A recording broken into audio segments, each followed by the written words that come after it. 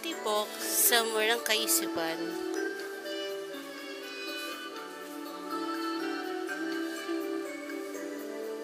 Sa edad na 13 ay natuto akong umibig, ngunit nasawi. Kay sarap damhin tunay na pag-ibig sa ating pinadama, langit sa piling mo. Bawat oras na ikaw ay kasama, sa akin ay walang hanggan kasiyahan, dahil ikaw ang buhay at mundo ko. Kay sarap isipin sa murang edad, natuto at nadaman natin ang pag-ibig. Akala ko walang katapusan ang kaligayahan na darama. Nalaman ng ating mga magulang, pagmamahalan nating dalawa. Kung kaya tayo ay pinaglayo, dinala ka sa malayong lugar at tinalago sa akin.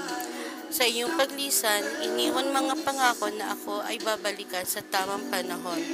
Ako ay umasa at naghintay sa iyong pagbabalik. Lumisan ang araw, buwan at taon, ngunit wala ka pa.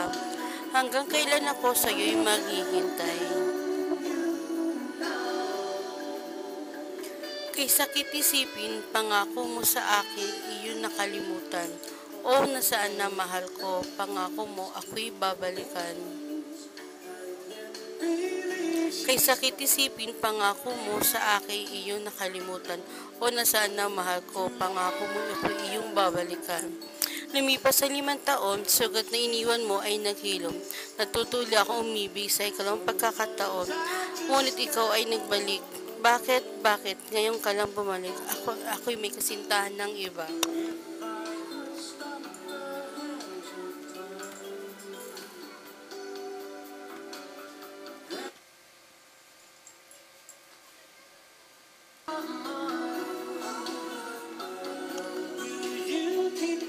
Okay, sakit isipin kung kailan may dumating ng panibagong pag-ibig, ay siya naman babalik ang iyong nakaraan.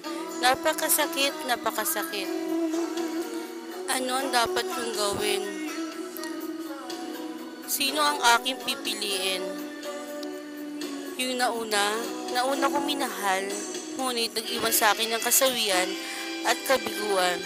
O yung pangalawang pag-ibig na nagbigay sa akin ng panibagong pag-asa, panibagong pag-ibig, at buuin muli ang aking mga pangarap.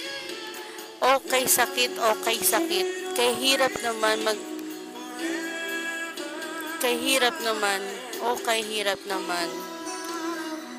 Ako'y ngayon naguguluhan.